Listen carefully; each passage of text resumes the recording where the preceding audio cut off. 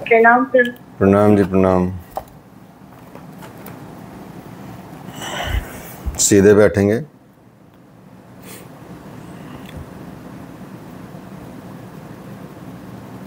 मंत्र बोलेंगे। वसुदेवसुतं देवं कंसचाणूरमर्दनं देवकी परमानन्दं कृष्णं वन्दे जगद्गुरुम्।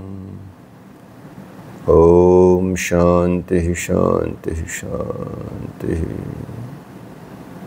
Relax, gently open your eyes. चलिए हरिओम। तो आज आसन की आपकी क्लास हुई है, कोई समस्या तो नहीं रही? ठीक रहा? सूर्य हैं? क्लास का टाइम 5 बजे रहेगा।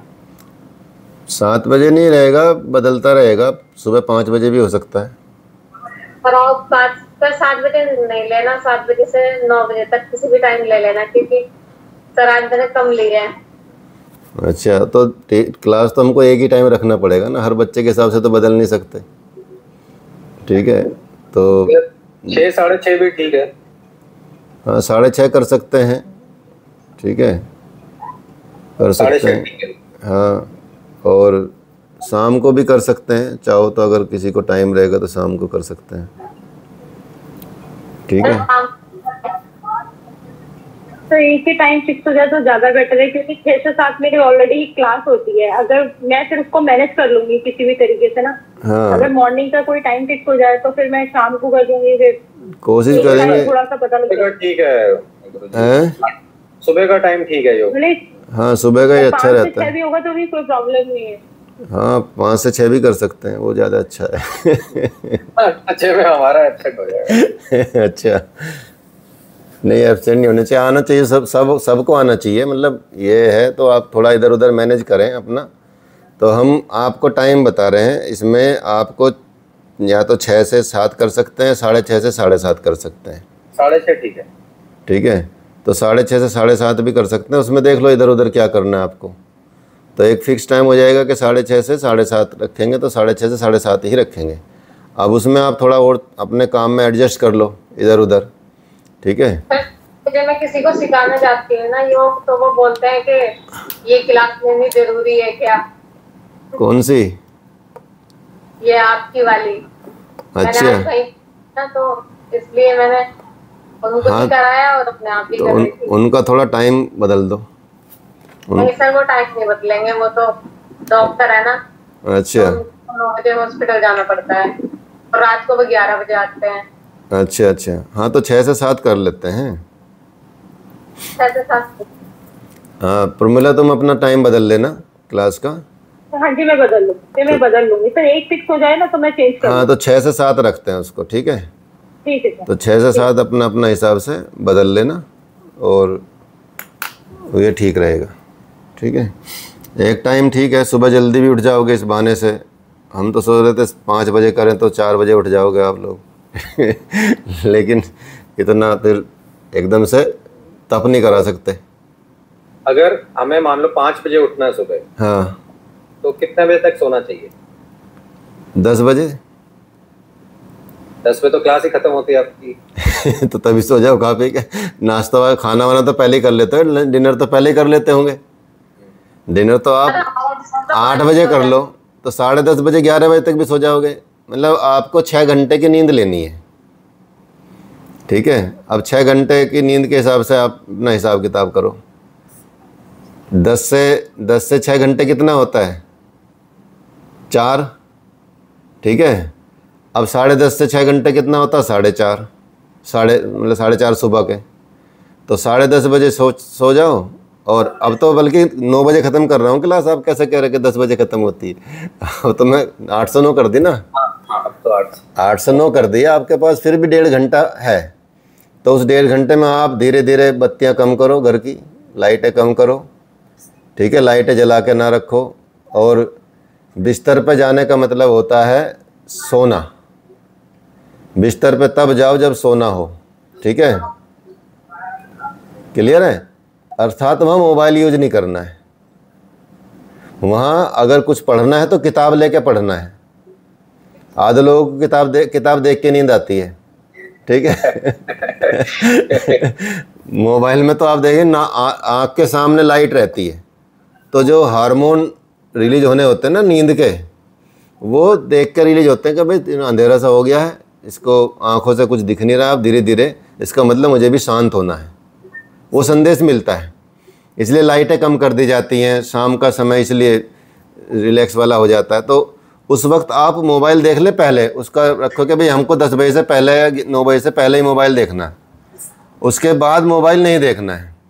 उसके बाद कोई ऐसी अगर बहुत अर्जेंट किसी का ही काम हो, ऑनलाइन पैसा कमा रहे हो, तो वो कोई अलग बात है, ठीक है, उसमें तो ज़रूरी है, कोई बात नहीं है। लेकिन नींद कम नहीं करनी है, नींद अच्छी से लेनी है आपको, और नींद का लिए आपको प्रयास करने, नींद के लिए आपको व्यायाम भी करने, एक्सरसाइज भी करनी है, मतलब आसन योग के, ध्यान भी करना है, प्राणायाम भी करना। नींद आपको प्रॉपर आनी चाहिए। नींद कम होगी तो दिन भर आप सोते से नज़र आओगे, एक्टिव नहीं दिखोगे, तो वो समस्या आ जाएगी और फिर दिन में सोने का मन करेगा आपको। इसकी भी कोई टेक्निक सिखाना कि जल्दी से नींद आ जाए, कुछ उसके कोई प्राणायाम होते हैं, कोई लेट के कुछ कर सकते हैं? हाँ, लेट के वही तो मेडिटेशन है, जैसे योग निद्रा वाला आप बता रहे थे ना, मुझे नींद आ गई थी बैठ लेटने से। तो वही सुन लिया करो। कई बार कई हमारी आवाज़ कई लोगों को बोरिंग लगेगी तो वो सुन, तब सो जाएंगे। मैं वो लगा के सोता हूँ। हाँ, तो बस उसमें मुझे पहले 5 मिनट का याद है, आप क्या बोलते हो उसका? हाँ, तो आपको तो इतना बढ़िया सूत्र मिल चुका है, तो बस उसको ही अपना बढ़ाओ, ठीक है। और जीवन में टेंशन कम रखो अपना। अभी उपनिषद पढ़ाया हमने, ठीक है, थोड़ी देर पहले, ईशावास्य उपनिषद, इसका वीडियो भी आप आ जाएगा, देखने को मिल जाएगा। प्रमिला ने तो लिया है पूरी क्लास, ठीक है। हमने उसमें 2 चीज़ लिया है, लेकिन कुछ मैंने थोड़ा ज्यादा नहीं फोकस कर पाई। आज थोड़ा सा बीच में कॉल आ रही थी, क्योंकि 11 से 12 का टाइम है ना क्लास का। हाँ। तो लेकिन जैसे AI मैंने आपका सुना, वो मुझे अच्छा लगा, AI वाला। तो हमने जो AI दिया है, आज नया AI दिया है सब बच्चों को, मतलब यूनिवर्स में नया AI दिया है, आर्टिफिशियल इंटेलिजेंस जिसको आप बोलते हो, उसको हमने आध्यात्मिक इंटेलिजेंस बोला है, ठीक है, जो उस AI से भी बड़ा AI है। और आगे देखा मैंने उपनिषद में तो सेम ही चीज़ लिखी हुई है, मतलब वो बात लिखी दूसरे तरीके से है, लेकिन एकदम एज इट इज सेम लिखा हुआ है कि जो आध्यात्मिक भौतिक जगत की तरफ है वो अज्ञान है, और जो आध्यात्मिक जगत की तरफ है वो ज्ञान है, वो विद्या है। तो वही हमने बताया कि जो ये वाली जो AI है, ये अज्ञानता वाली AI है, और जो हम जो बता रहे हैं आध्यात्मिक इंटेलिजेंस, ये नया शब्द है, आपको आज के सुनने के बाद मिलेगा, इससे पहले आपने नहीं सुना होगा। आध्यात्मिक इंटेलिजेंस AI, हमारा AI ये है, ठीक है। तो हम अपने बच्चों में चाहते हैं ये वाला AI डेवलप करें, तो वो ये वाला AI तो जो गूगल में होता, जो विकीपीडिया में होता, जो आपने इंटरनेट पर डाल दिया, वही डेटा तो होता है, उसके अलावा उसके बस की कुछ नहीं होता। जितना भी उसने डाला हुआ, जो भी आपको एक्सप्लेन करना वो करके डाल के वो दे देगा उस तरह का बना के। लेकिन ये जो AI है आध्यात्मिक इंटेलिजेंस, ये तो हजारों यूनिवर्सों में, अनेकों ब्रह्मांडों में भी काम करेगा, और ये सदा सर्वदा काम करेगा। ये अमृत प्राप्त कराएगा आपको सबसे बड़ी हैप्पीनेस देगा, और वो दुख देगा। उसमें ऐसी घटनाएं हो रही हैं, ठीक है। वो साइबर क्राइम को बढ़ावा देगा, वो आपके पर्सनल स्पेस में घुस जाएगा, उसको गलत करेगा, मतलब करेगा तो उसके लिए तो फिर कानून बनेंगे ही, सारी चीज़ें बनती हैं, लेकिन अपराध कोई कम होते हैं। कानून जितने बनते जा रहे हैं, अपराध भी तो बढ़ते जा रहे हैं। ऐसी साइबर चीज़ें बढ़ गई हैं, इंटरनेट बढ़ गया तो अपराध भी बढ़ रहे हैं। तो उसको अपना आध्यात्मिक उन्नति के लिए, ठीक है, और भौतिक उन्नति के लिए, ठीक है, वो प्रयोग करो, लेकिन उसमें फंसो मत। फंसना है आपको, जाना किधर है? आध्यात्मिक इंटेलिजेंस पे, तो वो प्रयोग करना है। तो अच्छा उपनिषद है ईशावास्य उपनिषद, भगवान की महिमा उसमें बताई गई है। वीडियो देख सकते हो, अभी बना दिया, वैसे तो मैंने वो रिकॉर्ड कर लेता ही हूँ। आजकल ये बड़ा फ़ायदा हो गया है एक दूसरे फ़ोन का लेने का, ठीक है, कर्जा भी चुका दिया मैंने इसका, ठीक है। तो इसलिए धीरे धीरे उसकी तरफ बढ़ना है हमको। और वही पूरा भगवत गीता में भी सेम चीज़ बता रहे हैं, ठीक है, भगवान। इसलिए आपको जब उपनिषद पढ़ेंगे सुनेंगे तो आपको लगेगा कि तो भगवत गीता में हम पढ़ चुके सब। कोई भी उपनिषद आपको जब भी पढ़ेंगे आपको बिल्कुल भी नया नहीं लगेगा, बिल्कुल भी नया नहीं लगेगा। सोचिए, भगवत गीता पढ़ने के बाद आपको कोई भी उपनिषद ऐसा नहीं लगेगा कि मैं नया सीख रहा हूँ। आपको लगेगा भगवान ने तो भगवत गीता में तो बताया ही है, ठीक है। तो ये सारी चीज़ें हैं। तो अब शुरू करते हैं आपका आगे ध्यान योग चल रहा है, जिसमें भगवान ने बताया कैसे स्थिति में बैठ के आपको मन को संयम में लगाना है और कैसे काम करना है और ध्यान कैसे करना है, बैठना कैसे है, आसन कैसा होना चाहिए। ये सारी चीज़ें आपको बता दी हैं भगवान ने कि भाई इस आसन में बैठ के इस तरह का आसन हो, स्वच्छता हो, ये हो, पवित्रता हो, ये सब का उल्लेख आसनों का और किस जगह पे करना चाहिए योग, वो सब आपको गहरण संहिता में भी मिलेगा और हठ योग प्रदीपिका मिलेगा और बाकी उन अन्य ग्रंथों में भी देखने को मिलेगा। क्योंकि महत्व है इसका, इसलिए बताया भी गया, नहीं तो उनको ज़रूरत क्या थी बताने की। इसका बड़ा महत्व है। जैसे आप यदि ध्यान करते हैं, मेडिटेशन करते हैं, तो एक अपना पूरा आसन रखते हैं, चाहे वो रेशम का हो, चाहे वो कंबल हो, चाहे वो आपका कुछ बनाया हुआ हो, ऊन का हो, ठीक है। तो वो अपना पर्सनल होना चाहिए आपका, उस पर कोई नहीं बैठना चाहिए, ठीक है। उस पर नहीं बैठने देना किसी को, क्योंकि वो आपका ध्यान का आसन है। दूसरा है कि आप जहाँ रोज़ ध्यान करते हैं वहीं रोज़ ध्यान करें, एक निश्चित जगह को चयन कर लें, फिर वो जगह बदले ना। जब यात्रा कर रहे हो तभी बदले, जब वहाँ रहते हो आप तब ना बदले। तो एक जगह हो, एक ही आसन हो और कोशिश करें कि एक ही समय हो। अर्थात यदि आपने 6 बजे ध्यान करना शुरू किया तो रोज़ सुबह 6 बजे ही ध्यान करना है। यदि 5 बजे शुरू किया तो रोज़ सुबह 5 बजे बैठ जाना है, एकदम आंख बंद हो जानी चाहिए 5 बजे। तो यूनिवर्स को संकेत मिल जाता है कि अब कहाँ एनर्जी भेजनी है, कनेक्शन मिल जाता है, ठीक है। जैसे एफएम के कनेक्शन होते हैं, वहाँ उसी पॉइंट पे आके वो पकड़ेगी फ्रिक्वेंसी। जब आप उसको घुमाते हो कि 93.5, तो जब 93.4 भी रहेगा तो आवाज़ इधर उधर खिसकेगी। 5 के बाद 6 चला जाएगा तो फिर आवाज़ खिसक जाएगी, लेकिन जैसे ही 5 आएगा तो एकदम सटीक आवाज़ आएगी। ऐसे ही भगवान की एनर्जी का चक्कर है, ध्यान की एनर्जी का चक्कर है, यूनिवर्स की एनर्जी का चक्कर है। वही अलाइनमेंट होएगा आपके साथ, उसी वक्त अलाइन होनी शुरू हो जाएगी। और शुद्धता आसन की, पवित्रता, साथ में जल भी रखिए, चाहे उसमें रख लो एक छोटी सी उरली में, ठीक है। रोज़ उसको बदल लो, या हवा ज़्यादा तेज़ ना चले, पंखे ज़्यादा तेज़ ना चले, हवा एयरदार हो या तो रूम, नहीं तो क्योंकि शहरों में तो पोल्यूशन है तो बंद करके रखें, तो थोड़ा सा अपना कंफर्टेबल पोज रखें। सर्दी हो तो कंबल ओढ़ के बैठें अच्छे से, ताकि आपको ठंड ना लगे, गर्मी हो तो गर्मी ना लगे, ठंड हो तो ठंड ना लगे, एकदम सम स्थिति में रहें। तो इस तरह की विधियाँ बताई हैं, बहुत सारे और ग्रंथों में बताई हैं, और भगवान भी यही बताते हैं कि इस तरह से आपको ये काम करना है। तो इसलिए भगवान बताते हैं कि उस तरह से आप चिंतन में लगें और चिंतन में लग के संयत मन वाला बन जाए, और संयत मन वाला योगी ही मेरी स्थिति रूप को प्राप्त करता है, मेरी पराकाष्ठा वाली शांति को प्राप्त होता है। इसलिए अपने को निरंतर कर्म में लगाए रखें और इस तरह से आगे बढ़ते रहें। परमानंद वाली शांति आपको तभी मिलेगी। और शारीरिक संयम के लिए भगवान बताते हैं, युक्त आहार विहार की बात बहुत ज़रूरी बताते हैं कि ये करना है। तो बताते हैं, नाट्य श्रेष्ठस्तु योगस्ति न चैकांत मन श्रंतः न चाति स्वप्नशीलस्य जागृतो नैवचार्जुन। बताते हैं कि हे अर्जुन, यह योग आप सोचिए किन किन का सिद्ध नहीं होता। ये योग जो है ना तो बहुत अधिक खाने वाले का सिद्ध होता है और ना बिल्कुल न खाने वाले का सिद्ध होता है, न बहुत ज़्यादा सोने वाले का सिद्ध होता है, न बहुत कम सोने वाले का सिद्ध होता है, न अत्यंत जागने वाले का सिद्ध होता है। ये योग ऐसे सिद्ध नहीं होता कि आप जागते जागते जा रहे हो, जी मैं जाग रहा हूँ 10 दिन तक रात तक जाग गया, मैंने ये किया, ध्यान किया। भगवान बोले सिद्ध ही नहीं होगा। और कोई सोता ही जा रहा कि मैं बस सो ही जाता हूँ, सो जाता हूँ, सो जाता हूँ, बस ध्यान में चला गया, ऐसा भी सिद्ध नहीं होगा।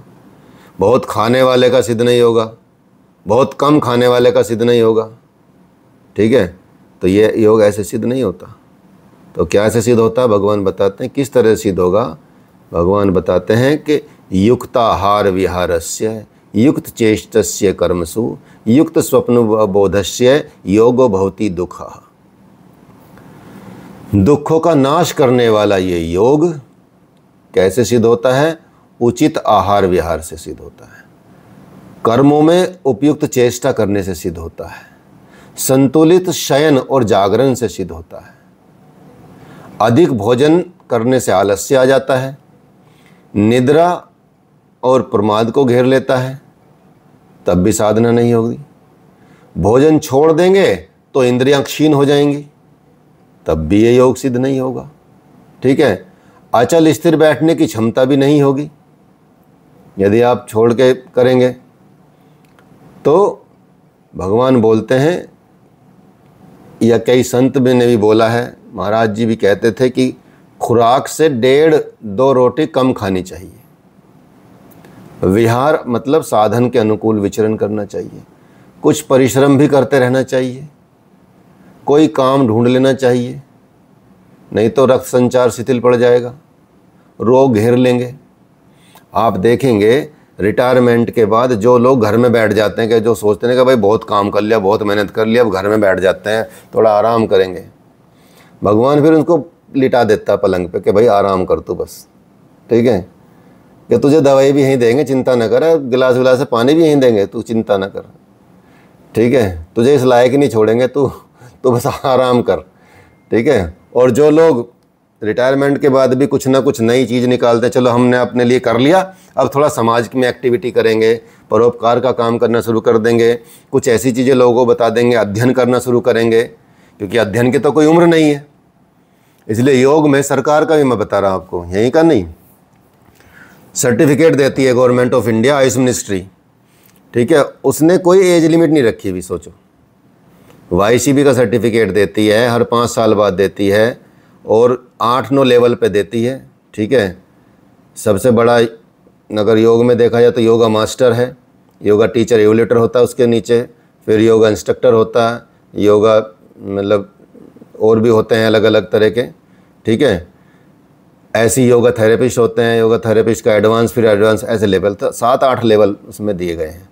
तो इनमें जो योगा मास्टर भी है, योगा टीचर एवोल्यूटर भी है, जिसका नंबर 5वां आता है, ठीक है, योगा मास्टर का, उसमें भी कोई एज लिमिट नहीं लिखी है। जिस एज का व्यक्ति चाहे उस एज का व्यक्ति वो योग का टीचर बन सकता है, ठीक है। तो योग तो ऐसी चीज़ है, ठीक है।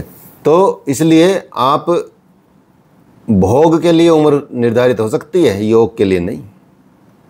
आप हर उम्र में भोग नहीं कर सकते, आप हर उम्र में बहुत मीठा नहीं खा सकते, आप हर उम्र में ट्रैक नहीं कर सकते, आप हर उम्र में भी चाहे ना कि मैं बस अब कर लेता हूँ केदारनाथ की यात्रा, पैदल जाऊँगा, नहीं जा पाएंगे।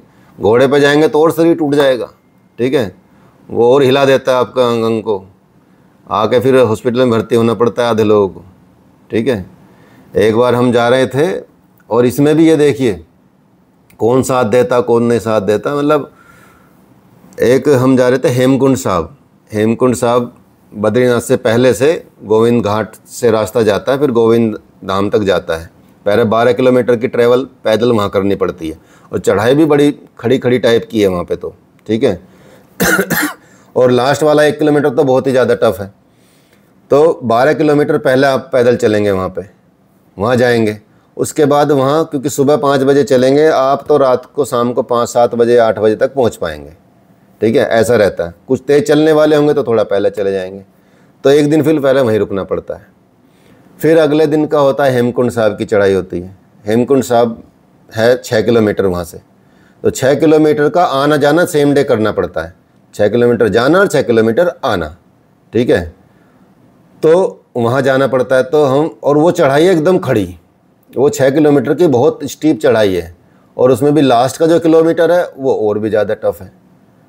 तो ऐसे ही हम जा रहे थे, और फिर जब वापस लौट रहे थे तो एक बुढ़िया बेचारी बहुत ही अकेली चल रही थी, बड़ा मुश्किल से चला पा रहा था। वो बैठ गई, और वहाँ खतरा रहता है कि रात को भालू वगैरह भी आ जाते हैं, कुछ और भी जानवर आ जाते हैं। तो हमको भी शाम हो गई थी लगभग उतरते उतरते, तो 2-3 किलोमीटर रह गया था, 2 किलोमीटर के आसपास, और अंधेरा शुरू हो गया था।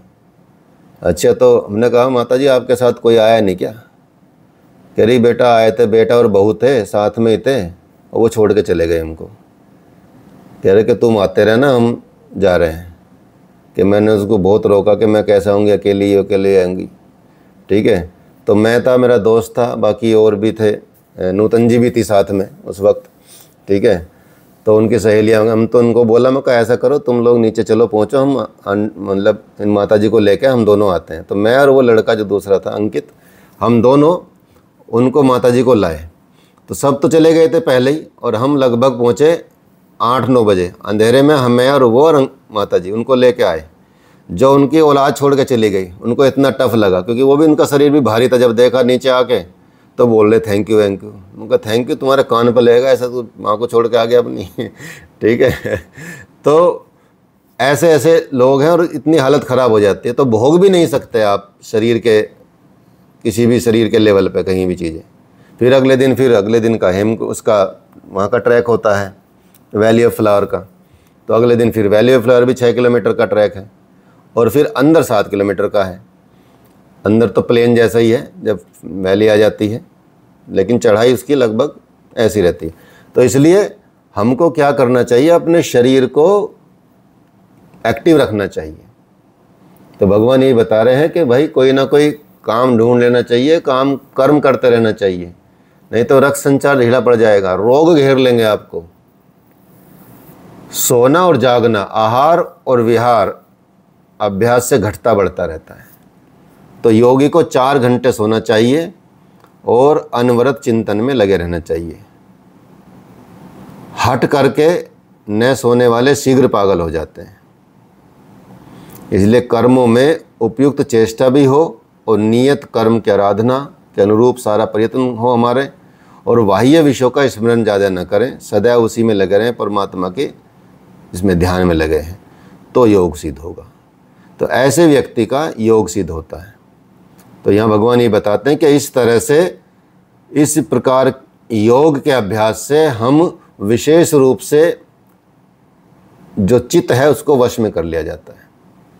और जब वो चित्त वश में हो जाता है, तो जिस काल में परमात्मा में उसकी अच्छी प्रकार से स्थिति हो जाती है, वो विलीन सा हो जाता है उसमें, और उस पूरे काल में संपूर्ण कामनाओं से वो रहित हो जाता है।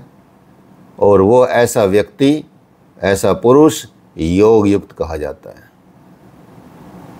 तो जिसने चित्त जीत लिया है, तो जीते हुए चित्त के भी भगवान लक्षण बताते हैं कि इसके लक्षण क्या हैं। यथा दीपो निवातस्थो नेंगते सोपमा स्मृता योगिनो यत चितस्य युंजितो योगात्मनः। कि जिस तरह से वेग रहित वायु में रखे गए दीपक की लो चलायमान नहीं होती, जहाँ जरा सी भी हवा ना चल रही हो और वहाँ दीपक जला दिया जाए तो उसकी लो सीधी चलेगी। जैसे हम त्राटक में कराते हैं ना, त्राटक में कैंडल से कराते हैं। अलग अलग तरीके होते हैं त्राटक के भी, लेकिन एक तरीका होता है कैंडल भी।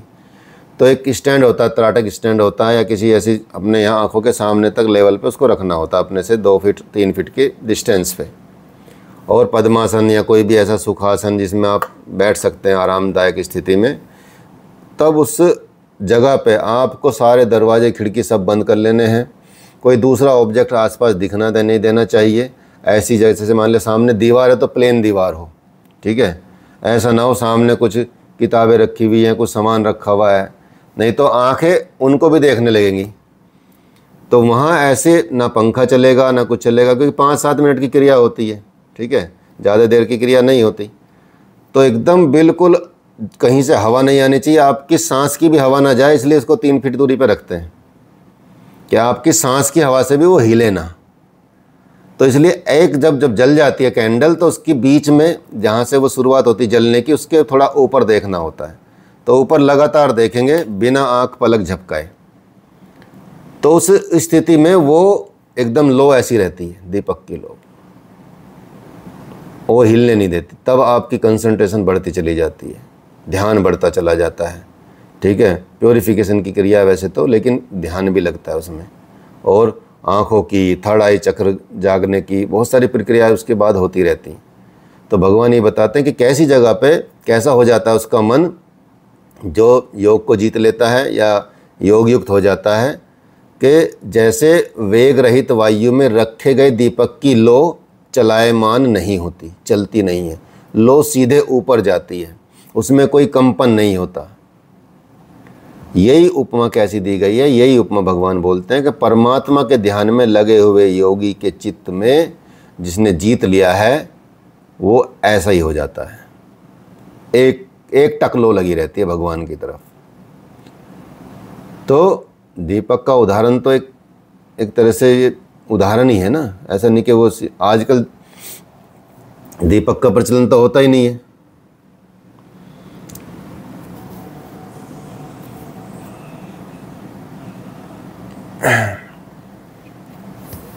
एक सेकंड होल्ड कीजिएगा।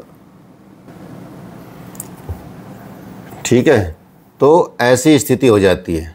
तो योगी का जीता हुआ चित्त इसका उदाहरण है। अब लेकिन चित्त तो जीत गया, वृत्तियों का निरोध भी हो रहा है धीरे धीरे, किंतु चित्त अभी भी चित्त बाकी है, निरुद्ध चित्त वाला हो जाना है। तो निरुद्ध चित्त का भी विलय हो जाता है। जब निरुद्ध चित्त का विलय हो जाता है तो फिर क्या मिलता है योगी को, फिर बताते हैं यत्रो परमते चित्तम निरुद्धम योग सेव्या यत्र चैवात्मनात्मनम पश्यनात्मनि तुष्यति। कि जिस अवस्था में, ये ध्यान की अवस्था बता रहे हैं भगवान, कैसे कैसे ध्यान बढ़ेगा, कैसे कैसे किस किस लेवल पे आप जाएंगे, कहाँ से शुरुआत कर रहे हैं, आसन से शुरुआत कर रहे हैं, कैसा होना चाहिए, खान पीन से शुरुआत कर रहे हैं और धीरे धीरे ऊपर ले जाके जा रहे हैं। ठीक है, तो जिस अवस्था में योग के अभ्यास से जो चित्त निरुद्ध हुआ या चित्त का भी उपराम हो जाता है, विलीन हो जाता है, मिट जाता है, उस अवस्था में जो आत्मनः अपने आत्मा के द्वारा, आत्मनम परमात्मा को देखता हुआ, आत्मनि एव अपने आत्मा में ही संतुष्ट होता है। देखता तो परमात्मा को है लेकिन संतुष्ट हो जाता है अपनी आत्मा से, उसमें संतुष्टि आ जाती है। क्योंकि जब प्राप्ति काल में परमात्मा का साक्षात्कार होता है, लेकिन दूसरे क्षण वह अपनी ही आत्मा को उस शाश्वत ईश्वर की विभूतियों से ओतप्रोत पाता है। क्योंकि ब्रह्म तो क्या है, अजर है, अमर है, शाश्वत है, अव्यक्त है, अमृत स्वरूप है। तो आत्मा भी सेम ही है, आत्मा में भी सेम ही गुण है, क्योंकि वो है ही उसी, वही है, परमात्मा ही है। तो जो वो वहाँ देखता है वो यहाँ भी देखता है। क्योंकि ब्रह्म अजर है तो आत्मा भी अजर है, ब्रह्म अमर है तो आत्मा भी अमर है, वह शाश्वत है तो यह भी शाश्वत है, वह अव्यक्त है तो यह भी अव्यक्त है, वह अमृत स्वरूप है तो यह भी अमृत स्वरूप है, वह सुख की राशि है तो यह भी सुख की राशि है, वो घटघटवासी है तो यह भी घटघटवासी है। ठीक है, वो पुरातन है तो ये भी पुरातन है, वो सनातन है तो ये भी सनातन है, वो सत्य है तो ये भी सत्य है, वो नित्य तो ये भी नित्य है।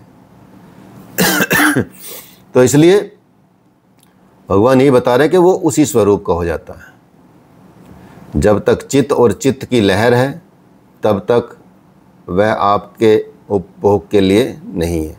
चित्त का निरोध कर दो, चित्त और निरुद्ध चित्त वाला होकर विलय हो जाता है परमात्मा में। विलय काल में परमात्मा का साक्षात्कार होने लगता है और दर्शन के दूसरे क्षण ही उसे ईश्वरीय गुण धर्मों से युक्त अपने को पाता है, अपनी आत्मा को पाता है।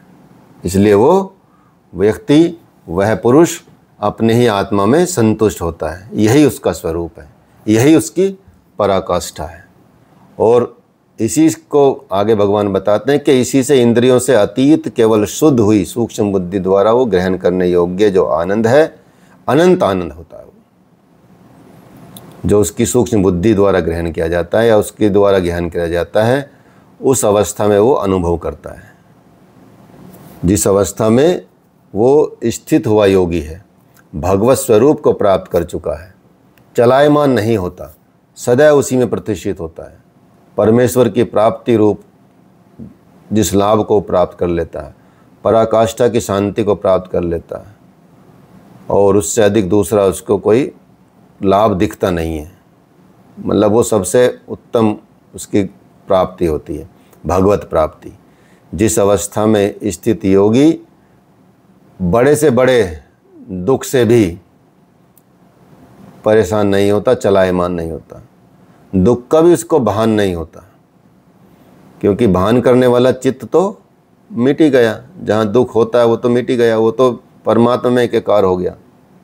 इसलिए भगवान बताते हैं कि तम विद्या दुख संयोग वियोगम योग संगितम स निश्चय योक्तव्यो योग निर्वण्य चेतसा। जो संसार के संयोग और वियोग से रहित है उसी का नाम योग है। जो आत्यंतिक दुख सुख है, जो आत्यंतिक सुख है, उससे मिलने का नाम योग है। जिसे परम तत्व परमात्मा कहते हैं, उसके मिलने का नाम योग है। वो योग न उकताए हुए चित्त से निश्चय पूर्वक करना कर्तव्य है। मतलब आपका चित्त उकताए ना, तो इस निश्चय पूर्वक करना है आपको, वही आपका कर्तव्य है।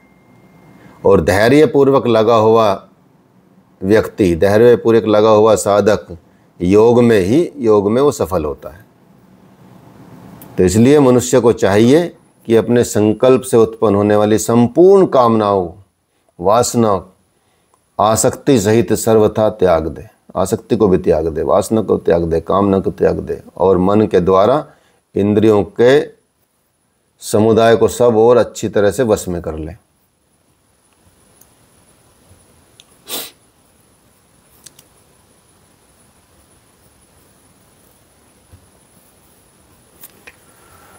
ठीक है, बीच में आवाज़ चली गई थी, बता देते हैं।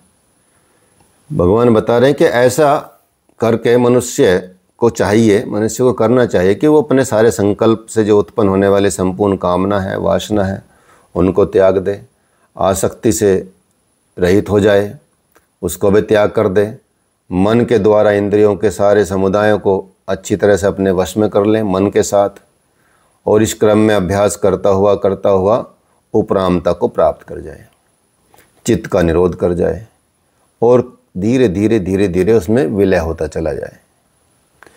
इसके बाद वो धैर्ययुक्त बुद्धि के द्वारा अपने मन को परमात्मा में स्थित करके और कुछ भी चिंतन ना करे, सिर्फ एक परमात्मा के चिंतन में लग जाए। निरंतर लगकर पाने का विधान है।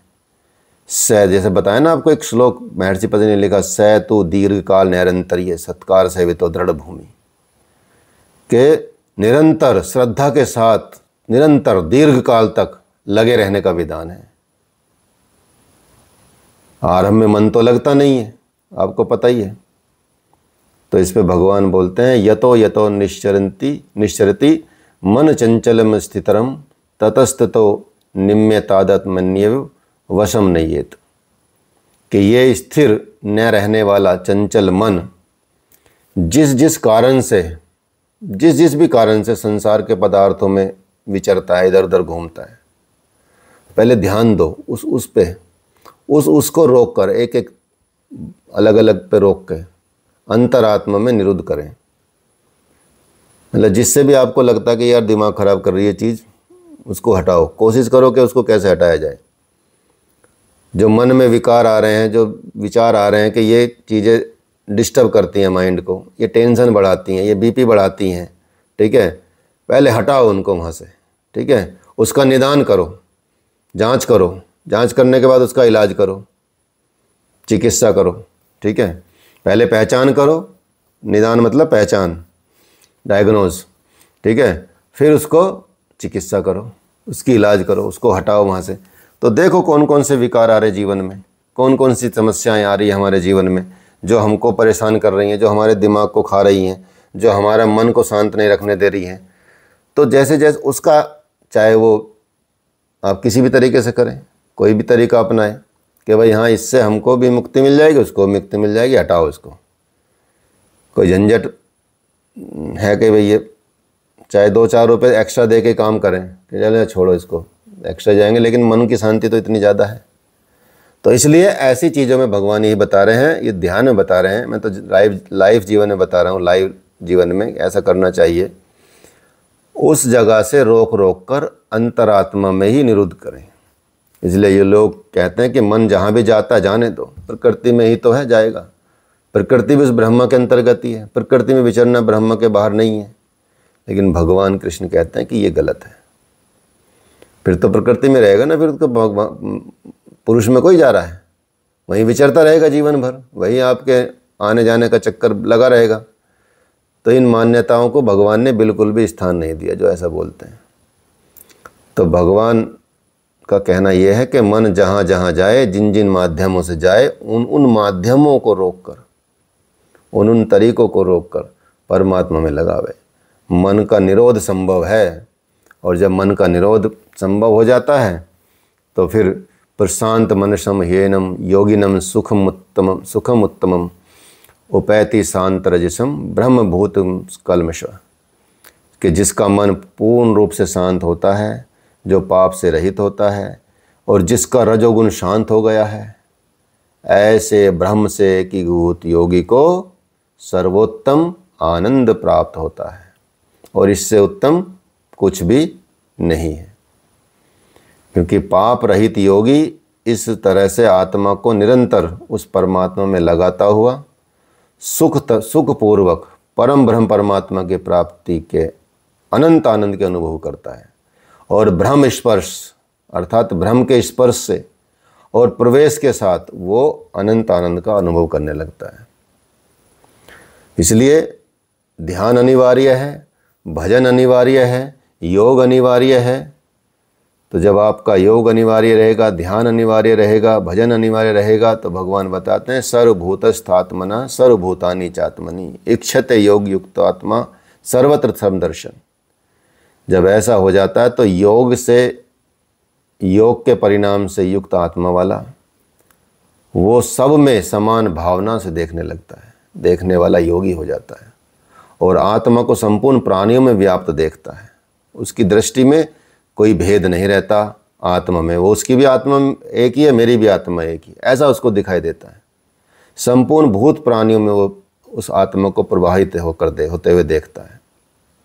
और जब ऐसा देखता है तो उसके अंदर क्या और चीज़ें आती, क्या लाभ हो जाता है उसको इस बात का। तो यो माम पश्यति सर्वत्र सर्वम च मयि पश्यति तस्य हम न प्रणश्यामि स च मे न प्रणश्यति, कि जो पुरुष संपूर्ण भूतों में परमात्मा को देखने लगता है, उसमें व्याप्त हो जाता है, उसको देखने लगता है, उसमें व्याप्त देखता है परमात्मा को, और संपूर्ण भूतों को मुझ परमात्मा के अंतर्गत देखता है, उसके लिए मैं कभी अदृश्य नहीं होता हूँ। उसने बताया कि उसके लिए मैं कभी अदृश्य नहीं होता हूँ। तो ये प्रेरक का आमने सामने मिलन है, संख्य भाव है, सामीप्य मुक्ति है। अर्थात फिर परमात्मा उसके लिए कभी अदृश्य नहीं होगा। मतलब ऐसी स्थिति हो जाती है कि जब परमात्मा को देखना चाहे वो परमात्मा को देख सकता है। ये है सांख्य भाव। सख्य भाव मतलब सखा जैसा भाव। सामीप्य मुक्ति मतलब समीप रहने की इच्छा फिर जागृत हो जाती है, मतलब फिर आप उनसे दूर नहीं जा सकते। ऐसी आ जाए ना मन में तो वो सामीप्य मुक्ति कही जाती है। समीपता आ जाती है, ठीक है, इतनी समीपता कि अब दूर नहीं रहा जाता। ठीक है, जैसे कई फिल्मों में बोलते हैं प्रेमी प्रेमिका कि अब तुमसे दूर नहीं रहा जाता, तो वो उनका तो छोटा सा भाव है वो, ठीक है, जिसके लिए वो सारी दुनिया से लड़ लेते हैं कई बार, लेकिन भगवान को नहीं। अब जो योगी युक्त ऐसा हो जाता है और भगवान, वो सामीप्य मुक्ति होती है, आमने सामने का मिलन होता है भगवान का। ठीक है, उस स्थिति में तो ये ध्यान की अब उस स्थिति में पहुंच जाते हैं। भगवान ये बताते हैं सामीप्य मुक्ति है। सर्वभूत स्थितम यो माम भजते कत्व स्थितः सर्वथा वर्तनों में प्री स योगी मई वर्तते, कि जो पुरुष अनेकता से परे उस एकत्व भाग से मुझे परमात्मा को भजता है, वो योगी हर तरह से सब प्रकार के कार्यों में बरतता हुआ भी, मतलब कुछ भी कर रहा, कोई दिक्कत नहीं, ठीक है, कुछ भी कर रहा मेरे को ही बरतता है, क्योंकि मुझे छोड़कर उसके लिए कोई बचा ही नहीं है। तो काम कुछ भी करेगा। जैसे कई लोग गुरुदेव के पास आते हैं कि गुरुदेव ये मैं अपना फैक्ट्री बंद कर रहा हूँ, ये इसमें ये हो रहा है, वो हो रहा है, थोड़ा नुकसान होने लगा है। कि तू किसकी फैक्ट्री सोच के काम कर रहा है? कि जी अपनी फैक्ट्री सोच के काम कर रहा हूँ। कि जा आज के बाद तू महाराज की फैक्ट्री सोच के काम कर, भगवान के लिए काम कर। तो जब भगवान के लिए काम करेगा तो तेरे से काम भी उत्तम होगा। तो उनके ठीक है गुरुदेव, आज से आपकी फैक्ट्री है, आपकी फैक्ट्री का ही मैं काम कर रहा हूँ। कि हाँ, तो बस मेरी फैक्ट्री में काम कर रहा तो कोई प्रमाद नहीं होना चाहिए। ठीक है, फिर उसी तरीके से करना जैसे भगवान के लिए काम कर रहा है। तो जैसे ही उसने भगवान के लिए और गुरुदेव के लिए काम करना शुरू किया, फैक्ट्री का अपना ग्रोथ बढ़ गई। ठीक है, अपने लालच बस कर रहा था तो उसको बहुत ही मतलब परेशानी हो रही थी, ये हो रही थी। भगवान गुरुदेव जैसे लोग तो जो भगवान होते हैं कि भाई चल ठीक है, जो समस्या आएगी तुझे झेल लेंगे हम, तो बस ये काम करता रहे, बता रहे तू अब नौकर है उस फैक्ट्री का, तो मालिक नहीं है, कर काम। ठीक है, तो बस कई लोगों का ऐसा उद्धार हुआ। तो यही है कि भगवान ये बता रहे हैं कि वो योगी सब प्रकार से कार्यों में बरतता हुआ भी मेरे में ही बरतता है, क्योंकि मुझे छोड़कर उसके लिए कुछ बचा भी नहीं है। तो उसका तो सब मिट गया, इसलिए वो उठता बैठता जो कुछ भी करता है मेरे संकल्प से करता है, मेरे लिए ही करता है। आत्मोपम्येन सर्वत्रम समपश्यति यो अर्जुन, सुखम वा यदि वा दुखम स योगी परमो मतो। हे अर्जुन, जो योगी अपने ही समान संपूर्ण भूतों में सम देखता है, अपने जैसा देखता है, और सुख और दुख भी सब में समान देखता है, वो योगी जिसका भेदभाव समाप्त हो गया परम श्रेष्ठ माना जाएगा। तो यहाँ पर अर्जुन प्रश्न करते हैं कि हे मधुसूदन, योयमं योगस्त्वा प्रोक्तम साम्येन मधुसूदन, एतस्याहं न पश्यामि चंचलत्व स्थिते स्थिराम। कि हे मधुसूदन, यह योग जो आप पहले बताए हैं, जिससे समत्व भाव दृष्टि मिलती है, मन के चंचल होने से बहुत समय तक ठहरने वाली स्थिति, मैं अपने को नहीं देखता। कि मेरे में बड़ा दोष है ये कि मैं जो आपने बताया ना कि मन मतलब को स्थिर करो, मन में ठहरने वाली स्थिति लाओ, तो ये जो चंचलम ही मन है कृष्ण, प्रमाथि बलव दृढ़म तस्याहम निग्रहम मन्ये वायो रवि सुदुष्कराम कर्म। कि हे कृष्ण, हे भगवान, ये मन बहुत चंचल है, बड़ा चंचल है, पहले स्वभाव वाला है, प्रथम स्वभाव वाला, अर्थात दूसरों को भी मत डालने वाला है, हठी है, बलवान है। ये तो ऐसा है मन तो, इसलिए इसे वश में करना, तो मैं वायु को एक बार वश में कर लूँ, वायु मेरे वश में हो सकती है, ये तो उससे भी दुष्कर है। इसको मैं ऐसा मानता हूँ मन को।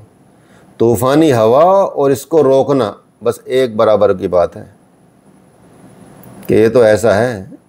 तो भगवान कहते हैं कि हाँ, भगवान इसके बाद बोलते हैं कि असंशय महाबाहो मनो दुर्निग्रह चंचलम अभ्यासेन तो कौन्ते वैराग्येन च गृह्यते।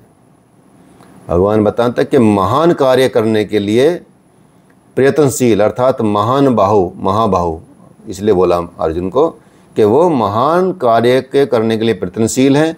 हे महाबाहु अर्जुन, तुम बिल्कुल ठीक कहते हो, निसंदेह, इसमें कोई संदेह नहीं है कि मन चंचल है और बड़ी कठिनाई से वश में होने वाला है। लेकिन हे कौन्ते, ये मन अभ्यास और वैराग्य के द्वारा वश में होता है। अभ्यास और वैराग्य को अपना लो, ये वश में हो जाएगा। जहाँ चित्त को लगाना है वहाँ स्थिर करने के लिए बार बार प्रयत्न करो, उसका नाम अभ्यास है। जहाँ मन को लगाना है बार बार, हटेगा तो जरूर, हटेगा फिर लगाओ, हटेगा फिर लगाओ, हटेगा फिर लगाओ, फिर इसको आदत पड़ जाएगी, फिर वो जाएगा नहीं कहीं। जैसे एक राजा ने घोषणा की कि भाई ऐसा है, बकरी तो सुनी होगी आपने, बकरी, तो बकरी क्या होती है, जैसे उसको हरा चारा दोगे तो खाएगी, वो चाहे उसका कितना पेट भरा रहे, खाती रहती है और बीट निकालती रहती है, मशीन करती रहती है। ठीक है, तो बकरी का ऐसा होता है खाना। तो तो एक राजा ने घोषणा की कि जो बकरी को मैं हरा चारा दिखाऊं बहुत बढ़िया सुंदर, और बकरी ना खाए, मुंह के तरफ ले जाए और बकरी ना खाए, तो मैं उसको मुंह मांगा इनाम दूंगा। तो सब ने कोशिश की, किसी ने पहले छका के लाया, खिला के लाया बहुत सारा, ठीक है, ठूस ठूस के उसके मुंह में ठूस ठूस के खिला के लाया कि लो राजा साहब ये नहीं खाएगी। जैसे ही राजा ने अपना उसका बढ़िया हरा चारा दिखाया तो बकरी खाने लगी, ठीक है। फिर ऐसे ही और लाए, किसी ने पानी पिला के पेट भरा, फिर ये किया, फिर खाना खिलाया कुछ करके, फिर राजा के पास आए, फिर वो खाने लगे। तो फिर एक ने बोला कि महाराज मुझे 2-4 दिन का समय दो, मैं एक बकरी ऐसी लाऊंगा, थोड़ा दूर है वो नहीं खाएगी। कहा अच्छा, कि हाँ कितना समय चाहिए ना, कि 15 दिन तो दे दो कम से कम। कि जाओ चलो 15 दिन दिए। अब लाखों लोग तो बकरी ले आ चुके थे और किसी ने ऐसा नहीं है कि खाया ना हो, जैसे उसके सामने करे राजा तो खा जाए। अब वो 15 दिन बाद आया बकरी को लेकर कि महाराज देखो ये बकरी, मैं इसको ऐसे नहीं कि पेट भरा कर लाया हूँ, लेकिन ये खाएगी नहीं, आप चेक कर लो, ठीक है। तो उसने, राजा ने कहा अच्छा लाओ भाई बढ़िया चारा लाओ। तो राजा ने बकरी की तरफ चारा किया तो बकरी खाए ना, बकरी इधर मुँह कर ले, फिर राजा इधर मुँह करे तो राजा इधर, बकरी इधर मुँह कर ले, वो खाए ना, बकरी चारा, वो हरा चारा ही ना खाए, ठीक है। तो राजा बड़ा खुश हुआ कि भाई तो तूने बड़ा काम कर दिया, बताओ ये कैसे किया। कि नहीं जी आप मुझे इनाम दो मेरा, मैं चलता हूँ। मैंने जैसे भी किया मेरा अपना हिसाब है कि बकरी ऐसी है। कि नहीं तुझे बताना पड़ेगा, चले एकांत में बता दे क्या किया। कि जी मैंने 15 दिन, मेरी बकरी तो यहीं थी, मैं कहीं दूर नहीं ले गया था, यहीं थी मेरे पास ही थी, लेकिन 15 दिन मैंने इसको ऐसे प्रैक्टिस कराई, जैसे ही हरा चारा देता था चांटा मारता था इसका इधर से, फिर दिया था फिर मारता था इधर से। ठीक है, तो 15 दिन तक मैंने इतनी प्रैक्टिस कराई कि ये चांटे से इतनी डर गई कि हरा चारा अब खाती नहीं है। ठीक है, तो भगवान ये बता रहे कि जैसी जाए मन ऐसे इधर से करो, जैसी जाए इधर करो, जैसी जाए इधर करो, तो एक दिन ऐसा ही आ जाएगा, बकरी की तरह मन भी कंट्रोल में हो जाएगा। ठीक है, तो ये भगवान ये बता रहे हैं यहाँ पे। तो इसलिए जहाँ चित्त लगाना है वहाँ स्थिर करके बार बार उसका प्रयत्न करने का नाम ही अभ्यास बता रहे भगवान। और देखी सुनी जितनी वस्तुएं हैं, संसार है, स्वर्ग के भोग हैं, राग हैं, उनका लगाव त्याग देना ही वैराग्य है। ठीक है, भोग कोई दिक्कत नहीं, लेकिन लगाव मत रखो। हाँ ठीक है, बर्गर खाना है खा लेंगे, लेकिन ऐसे नहीं कि बस उसके बिना बेचैन हो रहे हैं, आत्मा जागने लगी रात को 12 बजे उठ के जा रहे हैं। ठीक है, उस लेवल पे नहीं पहुंचना है, धीरे धीरे उसको भी वैराग्य की तरफ लाओ। तो भगवान कहते हैं कि मन को वश में करना कठिन है, किंतु अभ्यास और वैराग्य से ये वश में हो जाता है। इसलिए ऐसंस्यात्मना योगो दुष्प्राप्य इति में मति वश्यात्मना तु यतता शक्यो वाप्तु मुपयात है। हे अर्जुन, मन को वश में न करने वाले पुरुष के लिए योग प्राप्त होना कठिन है, उसको कभी योग प्राप्त नहीं होगा। और आजकल जो योग सीखने जा रहे हैं वो मन के लिए जा रहे हैं कि मन खुश हो जाए, लोग मिल जाएं, पब्लिक मिलेगी, अच्छे दोस्त बनेंगे, कहीं ना कहीं सिस्टम ठीक हो जाएगा। ठीक है, तो ऐसे भी बहुत लोग आते हैं। जैसे कुछ लोग IAS की तैयारी करने इसलिए आते हैं क्योंकि भाई दहेज बढ़िया मिल जाएगा। ठीक है, तो ऐसा होता है। तो इसलिए मन को वश में न करने वाले पुरुष का कभी योग सिद्ध नहीं होता, लेकिन जो स्वयं वश में कर लेता है, मन को प्रयत्नशील रहता है, उसके लिए योग बहुत सहज हो जाता है। मन को जैसे ही वश में किया बहुत सहज हो गया योग, समझो। ऐसा भगवान बोलते हैं, ऐसा मेरा मत है। भगवान ये नहीं बता रहे कि ये ऐसा ही होता है, भगवान बता रहे ये मेरा आइडिया है, ऐसा मेरा विचार है। तो भगवान भी कितनी विनम्रता से बात कर रहे हैं अर्जुन से, ऐसे नहीं कि थोप रहे हों कि भाई देख ये मेरा विचार ये है। जितना कठिन तू मान बैठा है उतना कठिन नहीं है, इसलिए इसे कठिन मानकर मत छोड़ कि ये तो बहुत कठिन है, छोड़ देता हूँ। प्रयत्न पूर्वक लग इसमें और प्रयत्न पूर्वक लोग योग को प्राप्त कर, मन को वश में कर, तो योग संभव है। इसलिए यहाँ भगवान यही बताते हैं इनको। ठीक है, तो फिर बताते हैं, फिर अर्जुन बोलते हैं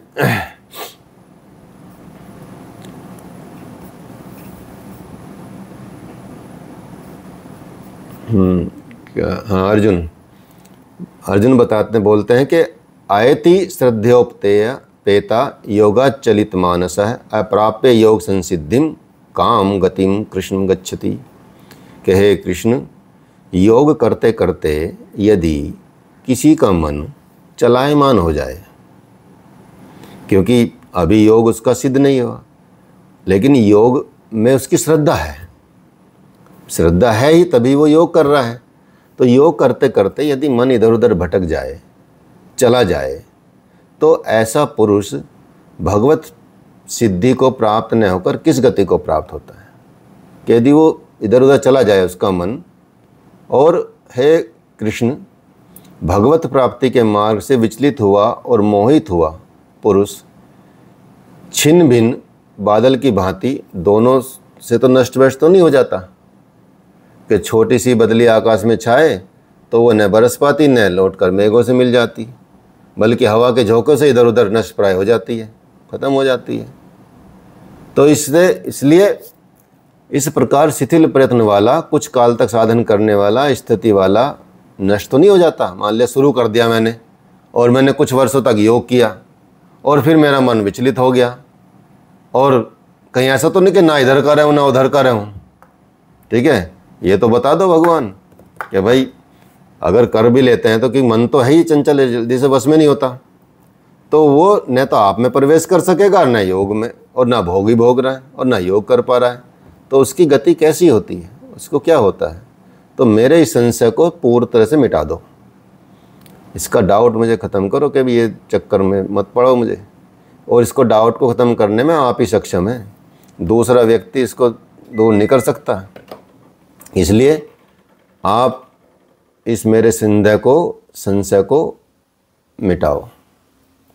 तो भगवान बोलते हैं, पार्थ नैवे हि नामुत्र विनाशस्तस्य विद्यते न ही कल्याणकृत चिन्दुर्गतिम तात गच्छति। कि पार्थिव शरीर को रथ बनाकर, ये जो शरीर है इसको रथ बनाकर लक्ष्य की ओर अग्रसर अर्जुन, उस पुरुष का न तो इस लोक में और न ही परलोक में नाश होता है। सुन ले कि अगर जिसने योग शुरू कर दिया है, योग की तरफ बढ़ गया है और उस तरफ बढ़ गया है, तो समझो उस पुरुष का ना तो इस लोक में नाश होगा ना परलोक में नाश होगा। क्योंकि हे तात, उस परम कल्याणकारी नियत कर्म को करने वाला दुर्गति को कभी प्राप्त नहीं होता। उसको क्या प्राप्त होता है? उसको प्राप्त होता प्राप्य पुण्य कृताम लोकानुषित्वा शाश्वती समः शुचिनाम श्रीमताम गेह योग भ्रष्टो भिजायते। मन चलायमान होने से योग भ्रष्ट हुआ वो पुरुष पुण्यवानों के लोकों में वासनाओं को भी भोग कर, जिन वासनाओं को लेकर वह योग भ्रष्ट हुआ था, भगवान उसे थोड़े में सब कुछ सुना देते हैं और उन्हें भोग कर वो शुचिनाम श्रीमताम, शुद्ध आचरण वाला श्रीमान पुरुषों के घर में जन्म लेता है, और शुद्ध आचरण वाले हैं वही श्रीमान है। बताते हैं कि जिससे वो साधना में चल रहा है और फिर योग भ्रष्ट हो जाता है, मन के चलायमान होने की वजह से योग से हट जाता है, और जिन वासनाओं को लेकर वो योग भ्रष्ट हुआ है, उन वासनाओं को भोग कर जब वो भोग लेता है, तो फिर अगला जन्म उसका ऐसे घर में होता है जो अच्छे आचरण वाले लोग हैं, शुद्ध आचरण वाले लोग हैं। मतलब ये तो गारंटी देते हैं भगवान कि अगर तुमने योग शुरू कर दिया, योग में शुरुआत कर दी और योग में आगे बढ़ने लगे, तो ये गारंटी कि अगला जन्म भगवान तुमको अच्छी जगह ही देगा। आप हो सकता भोग में लग जाएं, कोई दिक्कत नहीं, लेकिन योग में लगे हैं आप, भगवान की तरफ चलें, तो भगवान उसका रिजल्ट जरूर देते हैं कि चिंता ना कर, तो कितना भी भ्रष्ट हो जाएगा, कुछ भी हो जाएगा, लेकिन तू चल पड़ा ना एक बार योग में और कुछ कदम चल पड़ा, तो अगला जन्म में शुचिनाम श्रीमताम, शुद्ध आचरण वाले श्रीमानों के घर में जन्म लेगा, शुद्ध आचरण वाले श्रीमान पुरुषों के घर में जन्म लेगा। और श्रीमान कौन होते हैं? जो शुद्ध आचरण वाले होते हैं। शुद्ध आचरण करने वाले लोगों को क्या कहा जाता है? श्रीमान। ठीक है, इसलिए सबके सामने आजकल श्रीमान बोल देते हैं, चाहे शुद्ध आचरण कर रहा हो ना कर रहा हो। ठीक है, लेकिन उनको ये समझ लेना चाहिए कि भाई इन्होंने श्रीमान बोला तो अब मुझे शुद्ध आचरण करना चाहिए, ठीक है, ये भी समझ लेना चाहिए। तो अथवा योगी नामेव कुले भवती धीमताम एतद्वि दुर्लभतरम योगे जन्म सदृश्यम। भगवान बताते हैं कि वहाँ जन्म न मिलने पर भी स्थिर बुद्धि योगियों के कुल में वह प्रवेश पा जाता है। अगर मान ले किसी को वहाँ जन्म नहीं मिला, सपोज कुछ ऐसे कर्म रह गए कि वहाँ उसमें जन्म नहीं मिला, ठीक है, तो फिर भी वो ऐसी जगह पहुँच जाएगा जहाँ स्थिर बुद्धि योगी है, जहाँ वो सर्कल में पहुँच जाएगा, उसमें उनके कुलों में प्रवेश पा जाएगा। हो सकता शादी हो जाए किसी योग वाली लड़की से, ठीक है, योग वाले घर में ऐसा हो जाता है, ठीक है, तो या उसका लड़के का किसी लड़के के साथ ऐसे शादी हो जाए कि भाई या उसके घर में पहुंच जाए, या दोस्त बन जाए, ठीक है, या उस परिवार में पहुंच जाए। तो ऐसे श्रीमानों के घर में पवित्र संस्कार बचपन से ही मिलने लगते हैं, क्योंकि वहाँ जन्म न होने पर वह योगियों के कुल में शिष्य परंपरा में प्रवेश पा जाता है। जैसे कबीरदास हुए, तुलसीदास हुए, रैदास हुए, ऐसे घर में कोई पैदा हुए कि भाई वहाँ उनके घर में वो माहौल है कि योग का माहौल है, लेकिन उनकी साधना इतनी बलवती थी कि वो पहुँच वहीं गए। छोड़ेंगे नहीं भगवान आपको, भगवान को आपने एक बार पकड़ लिया तो भगवान आप छोड़ दोगे, भगवान नहीं छोड़ेंगे। भगवान जन्म दिला कर मानेंगे बार बार के भाई देख तुझे यहाँ पहुँचाता हूँ, जन्म भी दिलवाया तो सर्कल दिलवा देंगे, सर्कल नहीं दिलवाया तो गुरु दिलवा देंगे, कुछ भी करेंगे। तो कबीरदास जी हुए, रैदास जी हुए, तुलसीदास जी हुए, वाल्मीकि हुए, इन सब का शुद्ध आचरण है। श्रीमानों के घर में पैदा नहीं हुए ऐसे कि श्रीमानों के घर में पैदा, योगियों के कुल में प्रवेश मिला, फिर योगियों का कुल अलग हो जाता है। फिर तो सदगुरु के कुल में संस्कारों का परिवर्तन भी एक जन्म है, इसलिए ऐसा जन्म संसार में निसंदेह अति दुर्लभ माना जाता है। अर्थात जैसे आपकी दीक्षा हुई तो आपका नया जन्म हो गया, सदगुरु का कुल है वो आपका, तो वहाँ से आपकी शुरुआत हो जाएगी।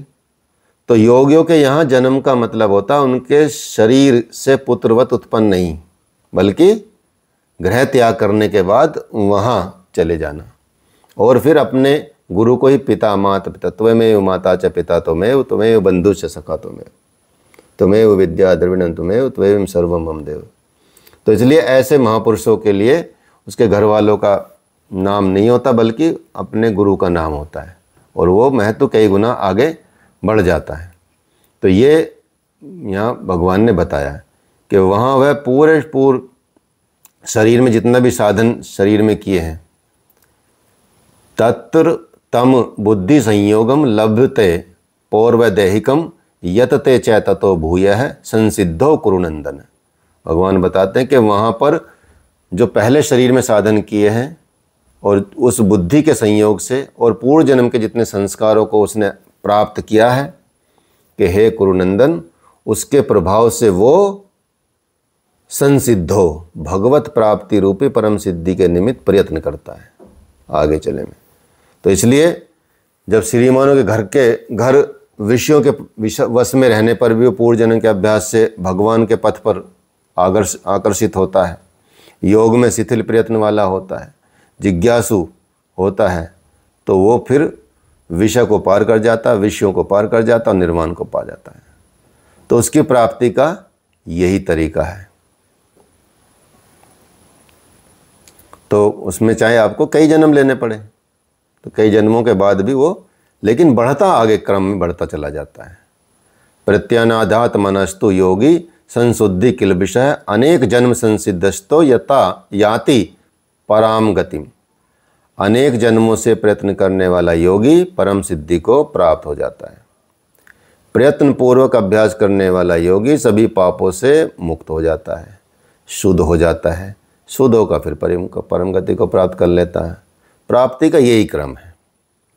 पहले शिथिल रूप से प्रयत्न करेगा, धीरे धीरे अभ्यास करेगा, फिर मन चलायमान होने पर जन्म लेगा, सदगुरु में मिल जाएंगे, सदगुरु के बाद फिर प्रवेश कर जाएगा उसी स्थिति में, फिर अगले जन्म में अभ्यास करते हुए वो पहुंच जाएगा, फिर धीरे धीरे उसकी गति ऊपर की तरफ चली जाती जाएगी और परम गति परम धाम को प्राप्त कर लेता है।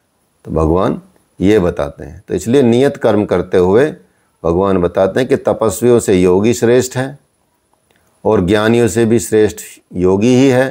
कर्मियों से भी श्रेष्ठ योगी है, इसलिए अर्जुन तू योगी बन जा। भगवान ये बता रहे हैं, तपस्व्य भिक्खिको योगी ज्ञानभ्योपि मतोधिकः कर्मभ्यश्चाधिको योगी तस्माद् योगी भवार्जुन। भगवान बता रहे हैं कि तपस्वियों से श्रेष्ठ भी योगी है, ज्ञानियों से श्रेष्ठ भी योगी है, कर्मियों से श्रेष्ठ भी योगी है, इसलिए हे अर्जुन तू योगी बन जा। तो योगी को भगवान ने सबसे श्रेष्ठ माना है। तपस्वी जो तप के साथ इंद्रियों को वश में कर लेते हैं, योग में ढालने के लिए तपाते हैं। अभी योग उसमें ढला नहीं है, लेकिन इंद्रियों को योग में ढालने के लिए तैयार कर रहे हैं, वो तपस्वी है। कर्मी जो नियत कर्म को जानकर उसमें प्रवृत्त हो जाते हैं, न तो वह अपनी शक्ति समझकर ही प्रवृत्त है और न ही समर्पण करके प्रवृत्त है, कर्ता भर है, बस वो कर्मी माना गया। ज्ञानी, ऐसे ज्ञानी के बारे में बताया गया।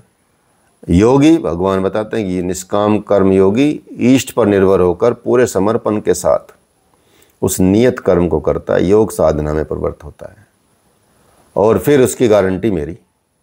बोलते हैं कि उसका, जिसके योगक्षेम की जिम्मेदारी मेरी है, अर्थात उसका योगक्षेम मैं वहन करता हूँ, उसकी ज़रूरतों की मैं पूरी करता हूँ, उसकी रक्षा मैं करता हूँ, उसको जो ज़रूरत नहीं है जिस चीज़ की वो भी मैं ले लेता हूँ। तो उसका पतन नहीं होने देता, उसको कभी पतन के भय नहीं लगेगा, चिंता ना करो। जिस परम तत्व को वो चाहता है वो उसकी संभालने की जिम्मेदारी मेरी है, इसलिए योगी श्रेष्ठ है, इसलिए तू योगी हो जा। और संपूर्ण निष्काम कर्म योगियों में भी जो श्रद्धा विभोर होकर अंतरात्मा से, जितने भी कर्म योगी हैं उनमें भी श्रद्धा भाव और श्रद्धा के साथ, इतनी पूर्ण श्रद्धा के साथ अंतरात्मा से, अंतर चिंतन से मुझे जो निरंतर भजता है, वह योगी मुझे परम श्रेष्ठ मान्य है। भजन दिखावे या प्रदर्शन की वस्तु नहीं होती, अंतर मन में करने की वस्तु होती है। इससे समाज में अनुकूल प्रभाव पड़ता है, किंतु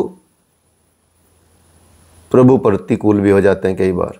अगर आपका भजन श्रद्धा वाला नहीं है, बस नाटक वाला चल रहा है, तो भजन अत्यंत गोपनीय है, वो अंतःकरण से होता है और उसका उतार चढ़ाव अंतःकरण के ऊपर है। इसलिए भगवान बता रहे हैं कि योग की साधना कितनी आवश्यक है और योग से क्या क्या आप प्राप्त कर सकते हैं, क्या क्या स्थिति को प्राप्त कर सकते हैं, कैसे करना है। योग की साधना आपकी निष्फल नहीं जाती, योग करते करते आप उस स्थिति पर पहुंच जाते हैं। ये बड़ी बात है, भगवान ने बताते हैं। इसलिए ये चीज़ कभी छूटेगी नहीं। अगले जन्म में आपको उस स्तर पर, मान लिया इस जन्म में भी यदि आपको ये योग की साधना की दृष्टि मिली है तो समझो या योग में आए हैं तो ये पूर्व कर्म में, पूर्व जन्म में आपने थोड़ा बहुत किया होगा, नहीं तो योग आपको टच भी नहीं कर सकता। ऐसे बहुत लोग हैं जो जिनको योग टच ही नहीं कर सकता, ठीक है। वो योग को तो मतलब योग सुनते ही उनके दिमाग उल्टा सीधा सोचने लगता है, ठीक है, ऐसी चीज़ है। तो योग तो भगवान ने ऐसी चीज़ बताई है। तो इसलिए ओम तत्सदिति श्रीमद्भगवद्गीता सोपनिषत्सु ब्रह्म विद्यायाम योग शास्त्रे श्री कृष्ण अर्जुन संवादे आत्म संयम योगो नाम षष्ठोध्याय। हरिओम तत्सत।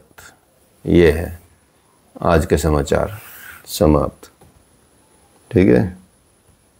बताइए, किसी का कोई प्रश्न हो तो पूछ सकता है।